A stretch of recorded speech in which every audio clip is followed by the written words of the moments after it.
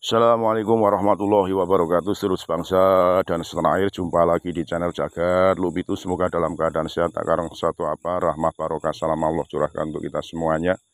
Yai Haji Madudin Usman Al-Bantani dalam lawatannya di Lampung menyampaikan beberapa hal terkait keindonesiaan, menyampaikan bagaimana kita harus menghargai jerih payah leluhur, terutama Wali Songo yang notabene ajaran-ajarannya sudah mulai terkikis di generasi milenial saat ini.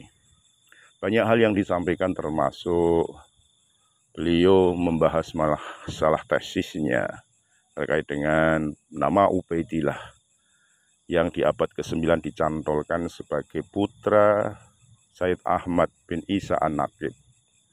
Ini lewat tesis beliau terverifikasi tidak tersambung. Juga beliau mengomentari provokatif dari Habib Mudhor yang notabene terlalu tendensius menabuh sebuah genderang yang disambut oleh Kiai Madudin harap untuk berdiam saja karena secara keilmuan dipandanglah belum mumpuni karena memamerkan kitab abad keempat ternyata palsu. Nah, ini suruh syawir lagi, suruh menelaah lagi kitab-kitab yang dipelajarinya yang notabene karangan-karangan yang memang disisipkan nama-nama yang tidak ada orangnya, sehingga ini akan rancu, akan menimbulkan penyesatan publik, pro dan kontra akan ada, dan itu tentunya nanti akan mengaburkan permasalahan yang sedang dibahas saat ini. Lebih jelasnya mari kita simak bagaimana pidato Kiai Madudin Usman Al-Bantani saat di Lampung Tengah. Sekali lagi mohon maaf yang kali halaman Nusantara kita. Assalamualaikum warahmatullahi wabarakatuh. Konsep Nahdlatul Ulama muwatinuna lazimiyuna, mereka adalah dianggap sebagai warga negara, bukan sebagai orang-orang kafir zimmi. Ini ulama-ulama Nahdlatul Ulama sudah panjang cara berpikirnya menatap masa depan. Kalau kita mau ber-Indonesia selama-lamanya tanpa keinsapan bahwa ada saudara-saudara kita yang lain kepercayaan, maka sampai kapanpun kita akan terjadi clash antar bangsa Indonesia. Tapi apabila kita bangsa Indonesia yang mayoritas menginsapi bahwa ada hak-hak minoritas yang harus dipenuhi, bahwa ada saudara kita yang lain agama, lain kepercayaan, kita harus meyakini agama kita seyakin-yakinnya, tetapi kita juga harus menghormati keyakinan orang lain dalam agama mereka. Ini namanya toleransi. Bukan berarti kita meyakini agama mereka benar, tidak, tetapi kita menghormati keyakinan orang lain. Inilah ajaran orang-orang tua kita di Nahdlatul Ulama. Muwatinuna lazimiyun, orang Kristen bagi NU itu bukan kafir dhimmi, tetapi mereka dianggap oleh NU sebagai muwatinun, warga negara. Lahum ma lahum wa alaihim ma alaihim, mereka punya hak, mereka juga punya kewajiban. Dan sama semuanya umat Islam pun di Indonesia ini walaupun mayoritas punya hak dan punya kewajiban. Kita orang Jawa mayoritas, tapi kita haruslah menginsafi bahwa di Indonesia ini ada ratusan suku bangsa. Jangan karena kita orang Jawa ini adalah mayoritas kemudian kita menafikan tenggang rasa yang harus kita jaga untuk saudara-saudara kita yang lain suku. Suku bangsa di Indonesia ini banyak, pulau tersebar di Indonesia 17.000 pulau. Ada Jawa, ada Sunda, dan ada yang lainnya. Kata Bang Haji Roma, irama. Kebetulan kemarin saya baru diundang Pak Haji Roma Irama podcast. Pak Haji juga sama sama Yai Sadiqul Wa'dil Amin.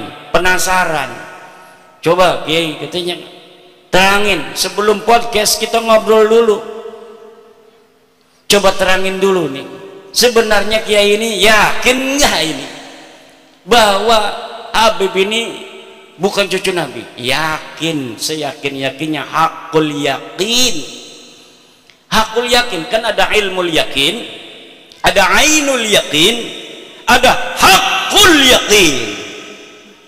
Kalau hakul yakin itu udah musyahadah, karena saya udah musyahadah kitabnya. Kalau ilmu yakin, saya dikasih tahu kayak sekarang nih, bapak-bapak yang balas baca bahwa Habib bukan cucu Nabi, yakin.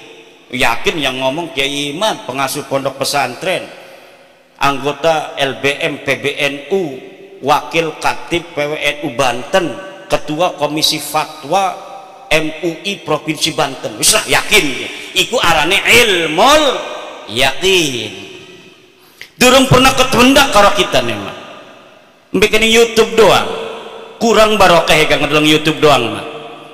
Lamunis ngundang mengkenen ke arane ainul yakin, sudah melihat langsung datnya saya. Ternyata katanya daripada YouTube-nya Kiai Imad itu gantengan langsungnya. Masya Allah, kalaulah dia ini masih bujangan.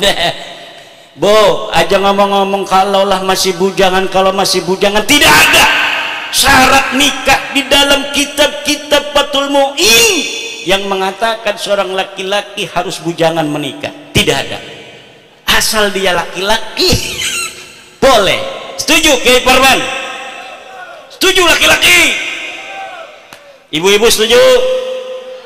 Orang manjing nerakan kok gak.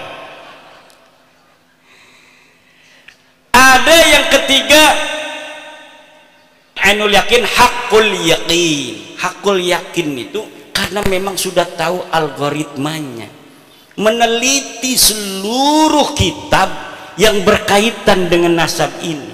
Jadi lamun arep digoyang-goyang ora bisa, digoyang-goyang ora bisa. Senajan misalkan, makanya saya ngomong wa in aftal muftun, walaupun orang-orang berfatwa karena suatu hal mensahihkan nasab alawi, saya tidak terima, kecuali sayanya musyahadah dalil dianya. Si kima dalilnya bohong-bohongan kabeh, mau anak sing marah-marah wong tanggul kan, katanya Imad Dajjal ini ada kitabnya, kitab abad keempat, sudah sahih di sini disebutkan bahwa Ubaid anaknya Ahmad. Ini kitab namanya Abnaul Imam. Wah, Abnaul Imam sudah saya bahas hampir 2 tahun yang lalu ketika pertama kali saya mengeluarkan tesis saya. Seorang kiai dari Pelamunan Banten datang ke rumah saya, manggilnya Abah sama saya, kiai dari Pelamunan, sekarang ketua PCNU Kabupaten Serang sekarang, namanya Gus Robi. Abah, ini ada kitabnya ini, karena dia mondoknya di Yaman. Ini ada kitab Abnaul Imam fi Misra Wasyam. Masya Allah, kata saya tidak ketemu kitab ini, kok Kiai Robi bisa ketemu. Sini saya lihat, saya teliti kitabnya, ternyata kitab ini adalah kitab palsu, baru dicetak tahun kemarin, tetapi mengatasnamakan tahun 473 atau 37 Hijriah. Ternyata kitabnya itu kitab aslinya 20 lembar, dikarang oleh orang yang ada di tahun 199 Hijriah, hanya menerangkan anaknya Sayyidina Ali dan cucunya Sayyidina Ali, Abnaul Imam fi Misra Wasyam Al Hasan wal Husain. Tidak menerangkan yang lainnya karena tahunnya saja masih tahun 199 Hijriah, sedangkan Ubaid itu wafatnya 383 Hijriah. Masa iya orang yang hidup di tahun 199 Hijriah bisa mencatat orang yang ada di tahun 383 Hijriah? Bohong apa aku? Bohong. Lah iki jebari marah-marah bahwa kitabnya sudah ditemukan, ini kitab abad keempat ya 473 kan kudunya abad kelima. Wis ngomongnya salah, isinya salah.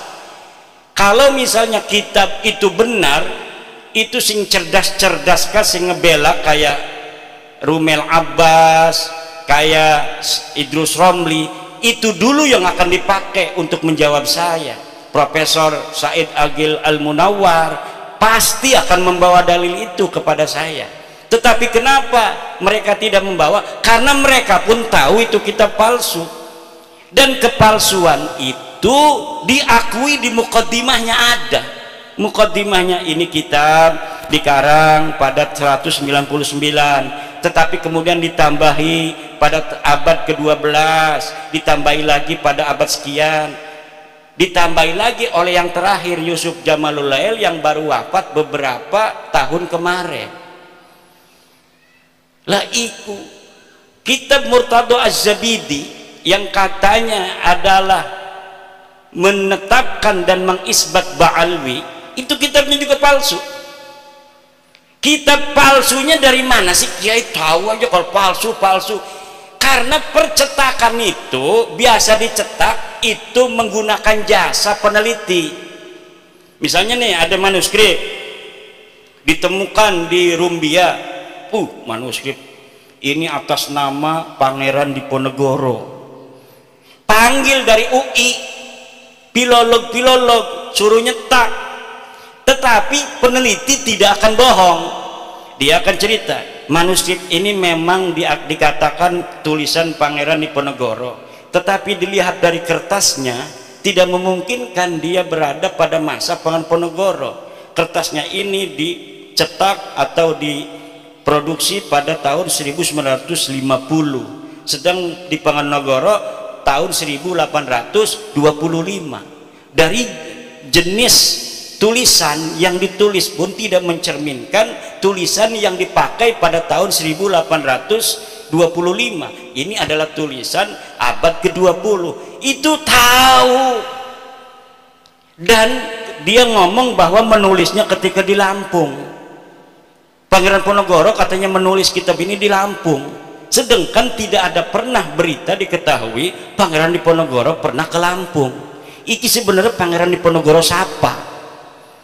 Tapi karena misalnya Provinsi Lampung ini ketua PCNU-nya ingin dicetak aja sesuai dengan tulisannya itu karya Pangeran Diponegoro. Begitu yang terjadi dengan kitab Ar-Raudul Jali karangan Syekh Murtado Az-Zabidi.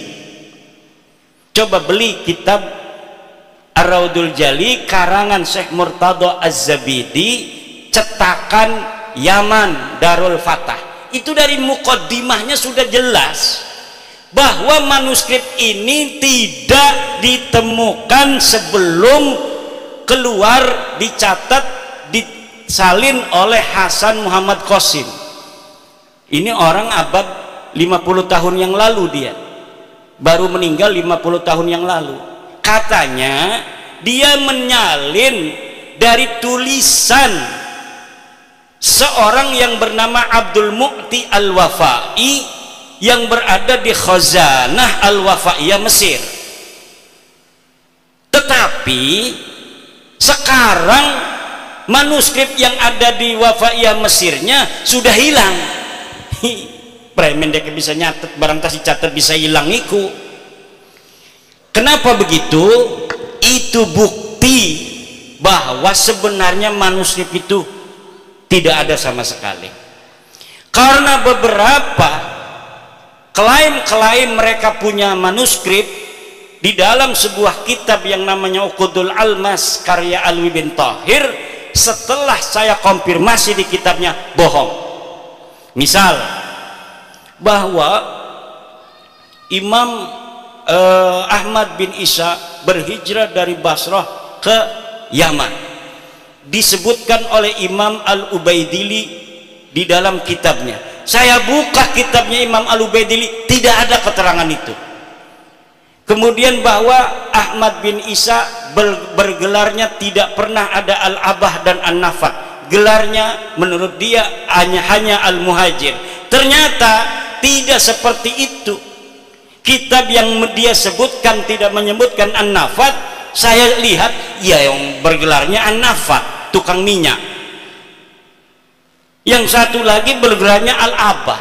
Al-Muhajir tidak pernah ada di kitab-kitab dari mulai hidupnya Ahmad bin Isa sampai dimunculkan pada 800 tahun kemudian nama Al-Muhajir sebagai alibi bahwa Ahmad bin Isa ini hijrah ke Yaman. Padahal yai Ahmad bin Isa ini ora pernah pindah ning Yaman.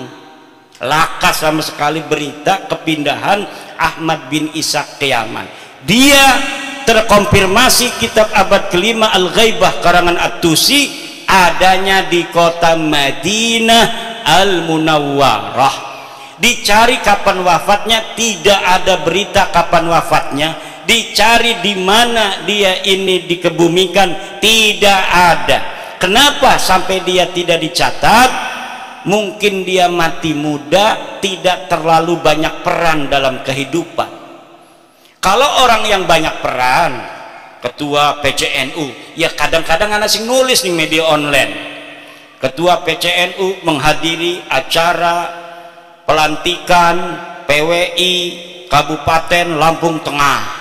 Berarti dia historis pernah ada di media online. Coba nama yang hadir, coba lihat di Google, ketik nama Kiai Haji Suparman Abdul Karim, langsung merebet anak, dia historis, banyak yang memberitakan. Tapi kalau bapak-bapak kita yang tidak pernah ikut gabung-gabung di organisasi, dikir bening jero goa, gelati arane samsuri, lakan yang Google le, wong dek wong tasawuf, tidak pernah ada interaksi dengan masyarakat luas. Begitu pula lah keberadaan seseorang yang dikatakan dengan kesejarahan yang begitu luar biasa, pasti ada saja orang-orang sekitar dia yang menginformasikan tentang aktivitasnya waktu dia hidup. Tetapi nama-nama Ba'alwi ini sama sekali tidak ada. Faqih Muqaddam jere bisa mi'raj 70 balen sebengi. Dia ada di abad ke-6. Banyak kitab abad ke-6 di Hadramaut di Yaman yang memberitakan tentang ulama-ulama Hadramaut. Satu pun tidak ada yang memberitakan orang ulama di Tarim namanya Faqih Muqaddam. Laka pemaning karo keramat-keramatin. Makanya Abdul Qadir Jailani pun kalah pangkatnya oleh Faqih Al-Muqaddam. Kenapa namanya Al-Muqaddam? Karena dia orang yang paling tinggi derajatnya. Ternyata ketika dicari di dalam sejarah masa lalu tidak ada. Sejarah itu yang perlu dokumen, bapak-bapak. Nggak usah marah-marah, wis dokumen. Dokumennya mana? Kalau tidak sejaman, yang primer, yang sekunder, yang kira-kira dia bisa mendeteksi orang yang ada pada abad sebelumnya. Kalau misalnya tidak ditemukan pada abad-abad yang mendekati, maka yang ditemukan yang paling dekat, senajan 100 tahun, ini yang akan dipakai. Nanti apabila ditemukan yang lebih tua, maka yang muda yang bertentangan yang dengan yang lebih muda ini harus namanya tesisnya ini sudah ada antitesis, sudah tidak bisa dipakai lagi. Bengen surah istifadah Habibi KKP bin Syihab bin Smith bin Yahya As-Sagab turunan Nabi, tapi siki anatesis abade abad tua 4, 5, 6, 7, 8, 9 bahwa deket duduk putune Kanjeng Nabi, ya kudu nerima. Tes DNA ini melenceng, turunan Nabi kudune J1 dekema, tes DNA ini hasilnya G haplogrupe. Turunan Nabi Muhammad, turunan Nabi Ibrahim J1, haplogrupnya. Mereka 180 orang yang sudah tes DNA kebanyakan G. Ini menunjukkan bahwa mereka bukan sebagai turun Nabi, tapi juga bukan orang Arab. Kenapa sih kepuntang-puntang Kiai Imad kok ngomong ikut terus? Karena penting buat warga NU yang percaya kepada penghormatan kepada keluarga Nabi hanya warga NU. Lamun putu Nabi asli mah dimai duit gemumbu dibalikakan maning. Putu Nabi asli kependak putu Nabi asli, misalkan bapak-bapak kok bapak menghormati dekenya lebih menghormati nanane. Itu ciri-ciri keturunan Nabi asli. Kalau kita menghormati dia, lebih menghormati kita. Kalau kita ngasih duit, dia lebih ngasih duit pada kita, karena nggak mau kalah keturunan Nabi pada kebaikan. Kalau orang tawadu, maka kita akan kalau kita tawadu, dia akan lebih tawadu. Itu ciri keturunan Nabi asli. Lebih baik dia yang menanggung derita daripada rakyat yang menanggung derita. Itu ciri keturunan Nabi asli. Bukan yang mengorbankan orang lain untuk kepentingan dia. Bukan. Ciri Nabi asli itu keturunannya adalah keturunan Nabi asli. Dia rela menderita, yang penting umat Islam ini bahagia.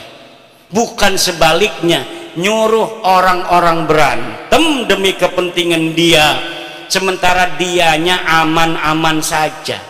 Nyuruh orang-orang Indonesia berantem, dianya enak-enakan tidur. Orang-orang yang bodoh dari orang-orang yang bisa dipengaruhinya suruh gulet sama orang-orang yang menentang kepentingan dia. Ini adalah yadullu ala annahum laisu min durriyati Rasulillah Muhammad sallallahu alaihi wasallam bil marrah. Sama sekali bukan. Dari cara wajahnya ngomong marah, hal tarawna fi wajhihi nuran nubuwah. La idza ra'ainahum ma ra'aina fi wujuhihim nuran nubuwah minar rahmah. La nanduru ila wujuhihimur rahmah, walakin nanduru ila wujuhihim at-takabbura wat-tafakhura wat-ta'aliya 'alal akharin. Na'udzubillah summa na'udzubillah min dzalik. Ikilah ibu-ibu, bapak-bapak, kepuntang-puntang saya kadang-kadang suka capek juga, tetapi karena ini merupakan sebuah, menurut saya la yajuzu lil alimi kitmanu ilmihi fi hadzal bab, ay fi hada tazwiri nasab fil babi, ay fi tazwiri nasab. Kenapa? Wajib hukumnya memberitahu kepada orang apabila ada orang yang mentajwir daripada nasabnya kepada baginda Nabi besar Muhammad SAW. Kenapa? Karena Nabi Muhammad punya hak untuk dinisbatkan kepadanya hanya keturunannya yang asli. Kenapa akan memalukan Rasulullah? Orang-orang yang secara genetik bukan darahnya Rasulullah, kemudian dia mengaku turun Rasulullah, satu generasi, dua generasi mungkin bisa menjaga akhlak, tapi lama-lama dasar genetik dudu Nabi mah ya sejen bae akhlake, senajan dipaksa-paksa ga supaya pada karo akhlake Nabi, suwe-suwe mengongana dudu turunan Nabi jaga tiga, bukan turun Nabi susah. Tapi walaupun tidak ada orang mengenal seseorang sebagai keturunan baginda Nabi, kadang-kadang dianya sendiri tidak tahu bahwa dia keturunan Nabi. Akhlaknya, hatinya, cintanya kepada umat tidak bisa disembunyikan dari ruhani, dari sukma, dari jiwanya. Kenapa? Di dalam dirinya mengalir nutfah nubuwah, kata ketum PBNU. Ada nutfah nubuwah walaupun dia tidak tahu, ada nutfah nubuwah walaupun dia tidak tahu silsilah. Dan bangsa Indonesia ini diyakini oleh Ketua Umum PBNU kebanyakan dari bangsa Indonesia yang muslim ini mempunyai nutfah nubuwah kepada Nabi besar Muhammad sallallahu alaihi wa alihi wasallam. Mungkin demikianlah, sudah malam sekali nih ya. Wallahu huwal muwaffiqu ila aqwami thariqin. Wassalamualaikum warahmatullahi wabarakatuh.